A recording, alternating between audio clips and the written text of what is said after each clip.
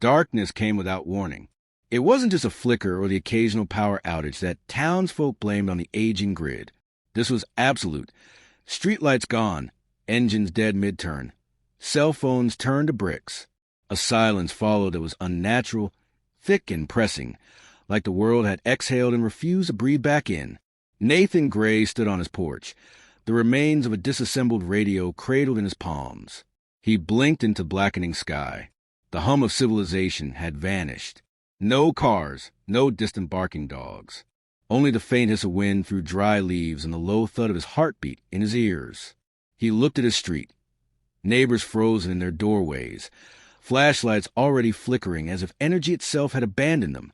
Above, the sky was strangely clear, yet no stars pierced through. It was just black, deep and unrelenting. Then came the light, not from Earth. High above, a slow pulse glowed, then split into three. Cool white beams descending with purpose. They made no sound. Just movement, graceful, ominous, impossible. People screamed. Some fell to their knees. Others ran. Nathan didn't move. He wasn't brave, exactly. Just curious. The beams lowered to the treetops and stopped, suspended in the air like glass.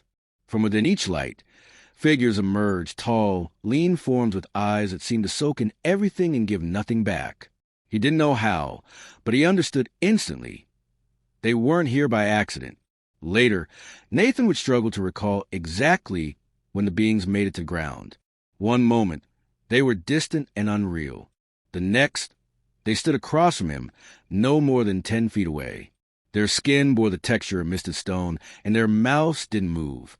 Yet their presence spoke volumes. One of them stepped forward, taller than the rest. Its gaze was deliberate, intelligent. It wore no symbols, no medals, nothing to separate it by rank or status. But it exuded command. Nathan took a breath. "What do you want?" The tall one inclined his head slightly, then raised a hand. In the air between them, a holographic spiral unfurled, spinning slowly, flickering. A depiction of Earth's magnetic field, and a wave rippling through it. Nathan's mind raced. An EMP, a targeted pulse. That's what this was. The being's voice came not through the air, but within Nathan's own head.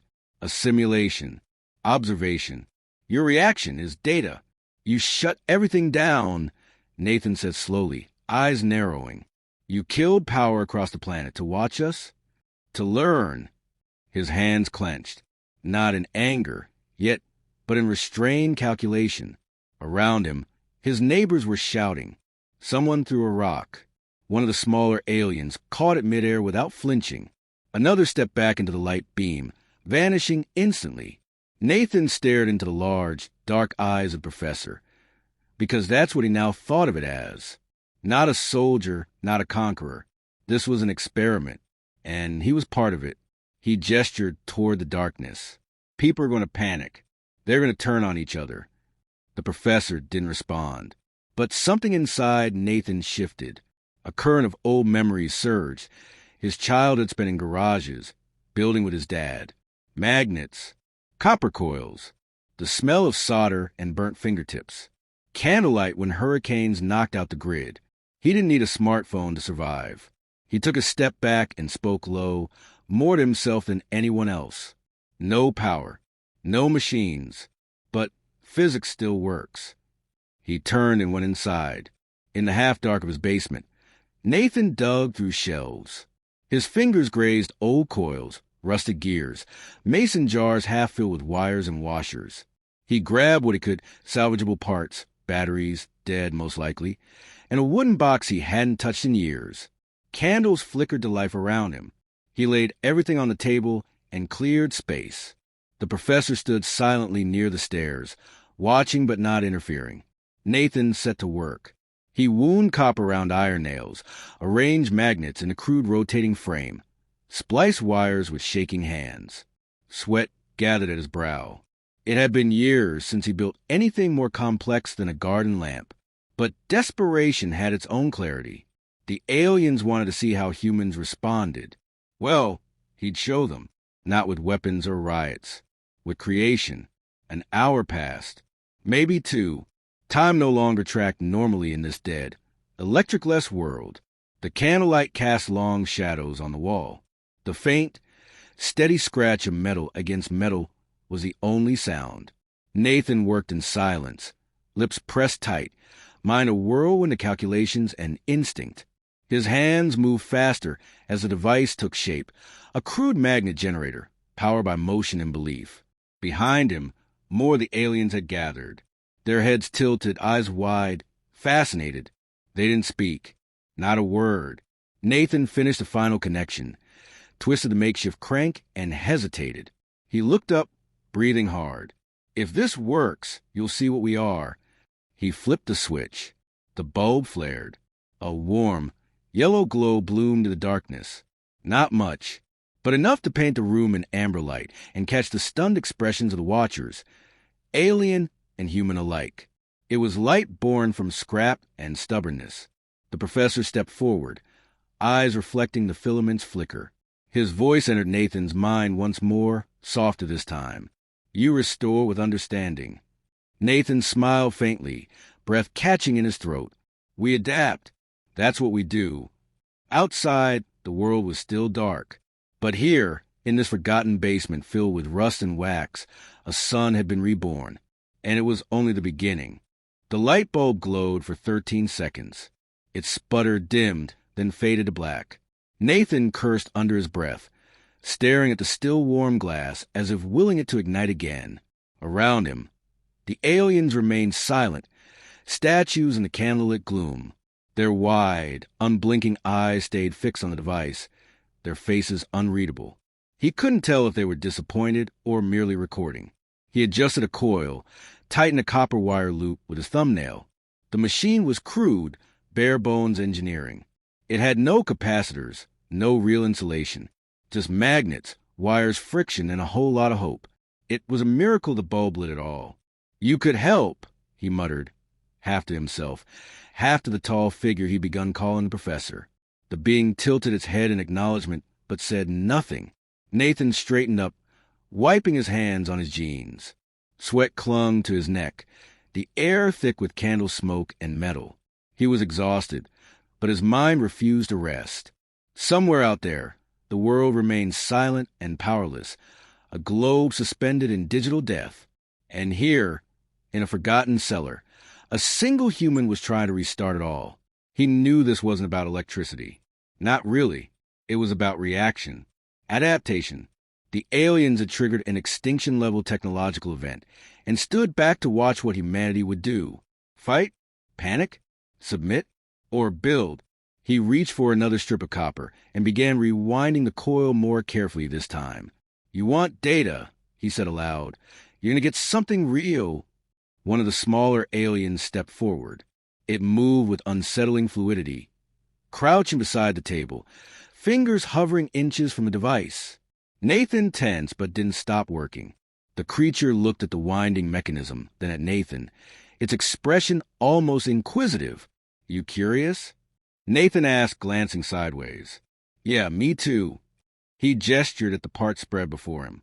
This is what we used before microchips, before lithium batteries and fusion dreams, back when electricity was a trick of nature and will.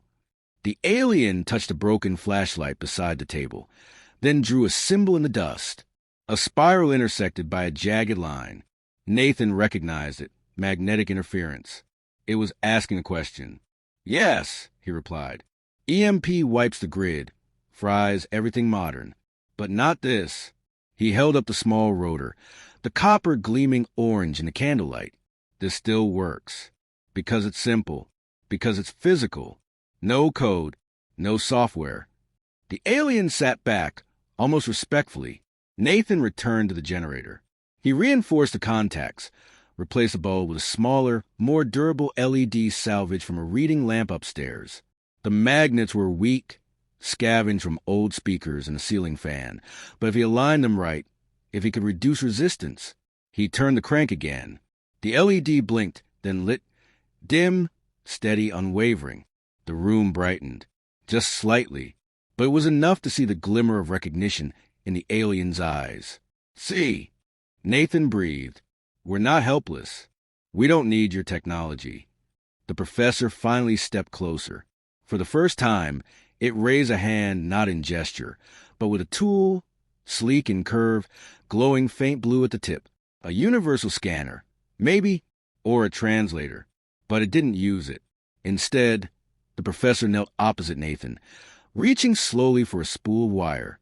It held it up, not offering, not taking, just showing. Nathan frowned. You want to help? The alien's hand remained steady. He hesitated, then nodded. They worked in silence. Two hands, human and not, coiling copper together, adjusting polarity, improving output. Nathan explained with gestures, pointing and demonstrating. The aliens watched, learned, adapted, just as he had. The air changed. Where once there had been quiet scrutiny, there was now a collaboration, an unspoken agreement that the test was not about control, but comprehension.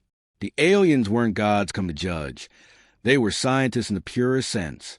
They wanted to understand the fire within the human mind, the spark that refused to die, no matter how dark the world became. Hours passed. A second light was added, then a third.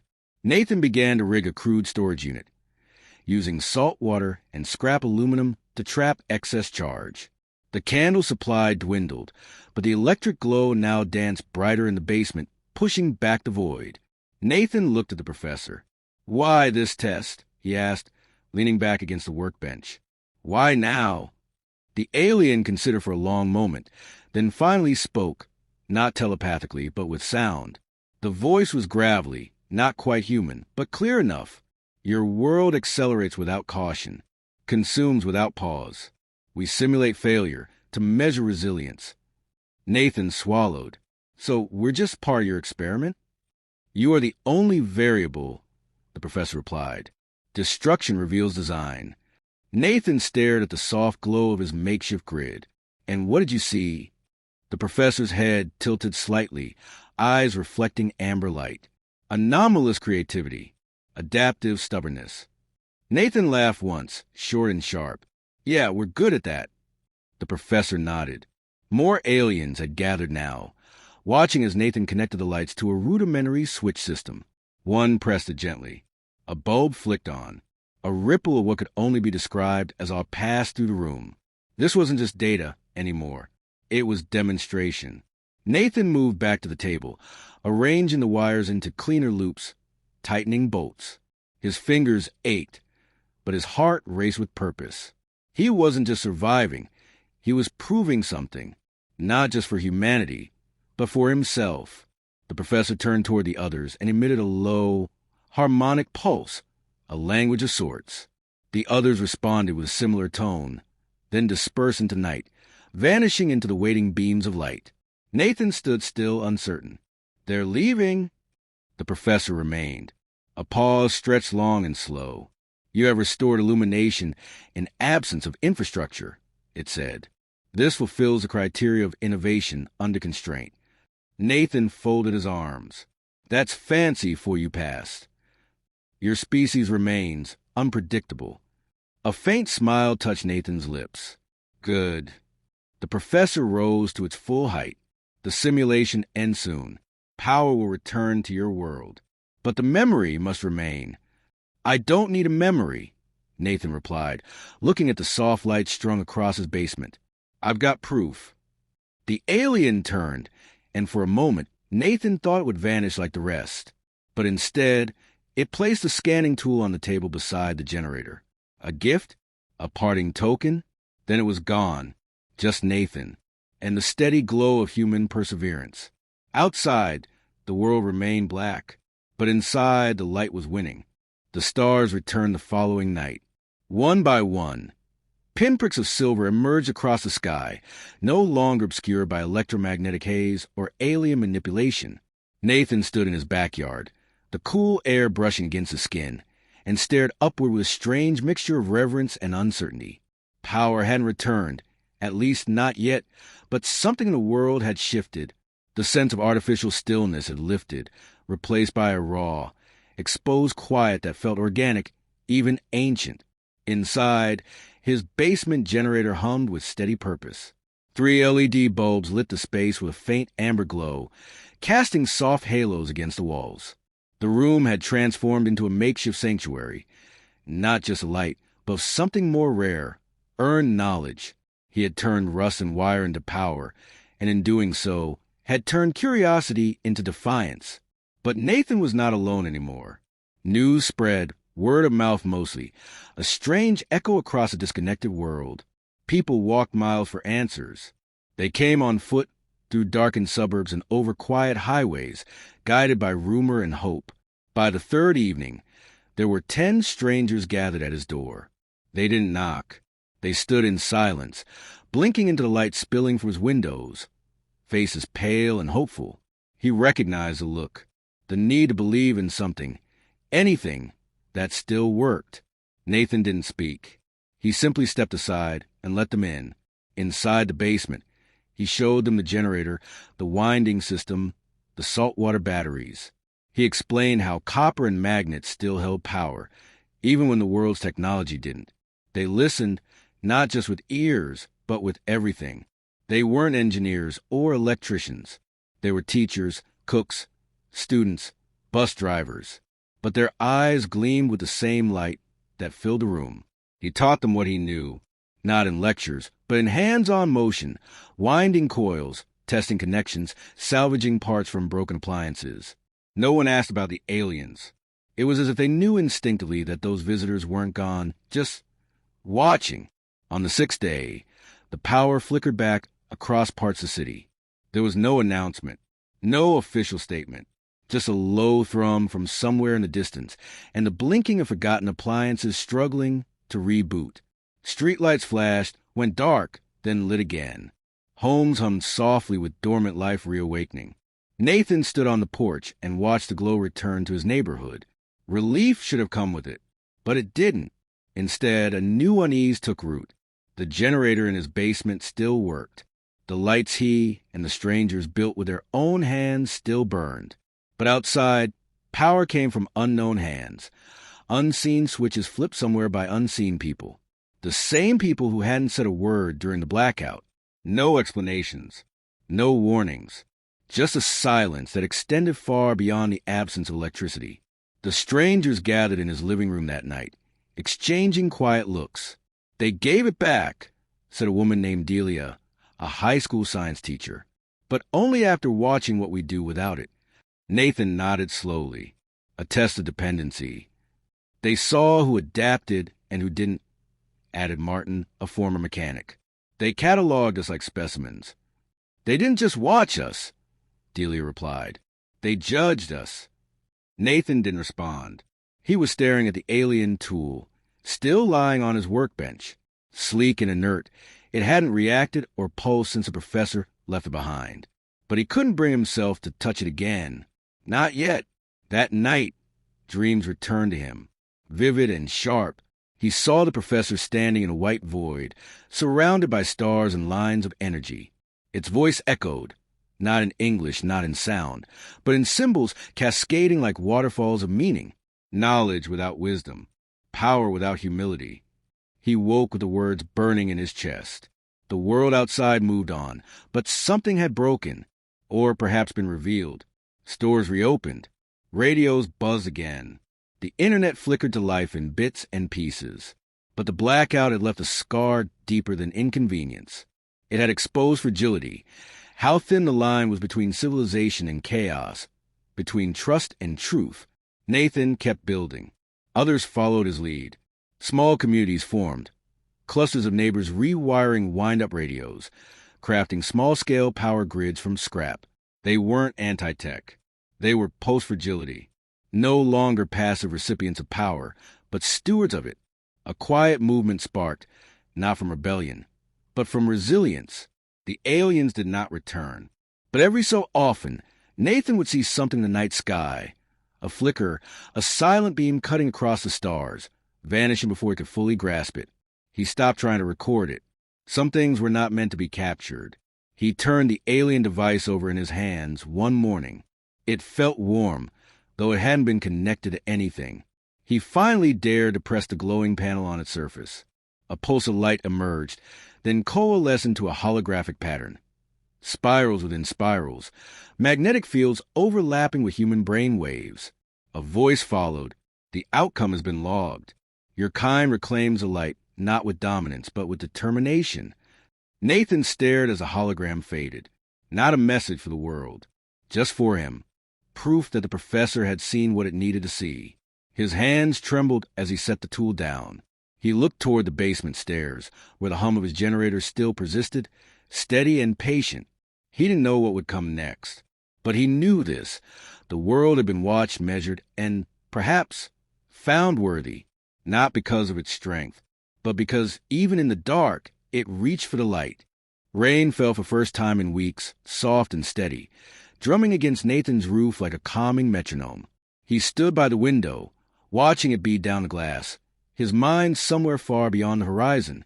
The skies had cleared of strange lights. The hum of distant spacecraft was gone, but the silence they left behind rang louder than any thunder. He had not seen the professor again. The alien tool remained untouched on his workbench, dormant yet refusing to be dismissed. He tried to forget it, even lock it away, but somehow it always made its presence known, a whisper possibility, an unanswered question humming at the edge of his thoughts. Still, he hadn't turned it on again. He wasn't sure he was meant to. The world had returned to itself. Almost. Electricity flowed through the grid now, uninterrupted. Satellites blinked to life. Governments issued reports, and corporations resumed their rhythms like a machine kicked back into motion. But Nathan sensed the cracks. Beneath the surface, trust had frayed. A tension simmered in the air, in headlines, in conversations held just below the volume of suspicion. People remembered. They remembered being abandoned, and they remembered the light they built for themselves. So they returned to him, not all at once. Sometimes a family, sometimes a lone traveler carrying a salvage motor or a coil of wire. They came to learn, to replicate, to understand what it meant to not be powerless, even when the power returned. The movement had outgrown his basement, grown beyond his instruction. It had become a quiet revolution of independence. And yet, Nathan couldn't shake the feeling that something was unfinished. He began dreaming again, fractured, vivid things. He saw the Earth from orbit, not through the lens of human satellites, but through alien eyes. He saw rivers of data flowing like lightning across continents. Then nothing. Black. A stillness, so complete it bordered on death. But then came sparks. One. Then dozens. Then thousands, flickering orange flares of light, of effort, of human ingenuity pushing back against the void. The professor stood at the center of it all, not controlling, not judging, just witnessing. Nathan woke in sweat, breath shallow, the echo of the dream lingering in his chest. He went downstairs, past the humming generator, and picked up the alien tool. This time, it activated without a touch. A swirl of light bloomed above the device, faster than before, more urgent. A projection formed, a model of Earth, darkened and overlaid with flickering points of activity, small, chaotic pulses of energy. Then a wave, a sharp, luminous ripple approaching from the outer edge of the sphere. A second EMP? No, worse. Something more calculated. Nathan's throat tightened. The device pulsed again, the projection changing. It focused on one of the flickering light points, his own generator. It glowed brighter than the others, then linked to a second, then a third, a network forming, primitive, but resilient. Then the alien voice returned, no longer a cryptic whisper, but something close to alarm. External anomaly inbound. Phase 2 begins. Indigenous resilience protocol advised. Primary node identified. Primary node. Him. Nathan stumbled back a step, heart racing. He understood now what they'd done, what they were still doing. The blackout hadn't been the end of the test. It was a beginning, a probe, a measure of how well humanity could endure isolation. Now came the real challenge. Survival through connection. Not centralized control. Not top-down restoration. But decentralized resistance. The new wave wouldn't target just technology. It would target the newfound independence. The fragile web of human light built in the dark. And somehow, Nathan had been marked as the seed. A knock came at the door. He turned, still shaken. Delia stood there, soaked from the rain, a metal case clutched tightly in her arms. "They're seeing the same things," she said without preamble, stepping inside. "Dreams, visions, messages through broken devices." Nathan nodded, eyes still fixed on the alien projection. "It's coming," he murmured, "and we're not ready." She placed the case on the table and opened it. Inside, salvage parts, rare metals, high-density wiring, graphite cores. "We want to be." Others arrived throughout the day, wordlessly joining them, bringing scraps, tools, blueprints drawn on napkins and cardboard. There were no speeches, no declarations, just movement. The house filled with the sound of hammers. Soldering irons murmured instructions. From his small basement lab, a larger plan began to form. They weren't just building backup power anymore. They were building a mesh, a community of devices linked by signal and purpose, designed to survive the next silence, and to pass on what mattered most, not the tech, but the will to keep creating. By nightfall, the rain had stopped. The clouds peeled back to reveal a sky unlike any Nathan had ever seen. Above the stars, a strange glow shimmered. No ship, no beam, just a shape unfolding like a ripple in time. For a moment, it seemed the sky itself was breathing. Then it was gone. He looked around to people in his house, tired, grease-streaked, hopeful, and realized something simple and terrifying. They had not been chosen. They had chosen themselves. The next blackout, if it came, wouldn't leave them blind. Because the light they built wasn't just electrical. It was communal, intentional, born of collaboration under pressure. Nathan stepped outside, feeling the wind shift, listening to the faint electric crackle of wires stretching across the roof. He didn't know what form the next test would take. He only knew that this time they wouldn't be alone.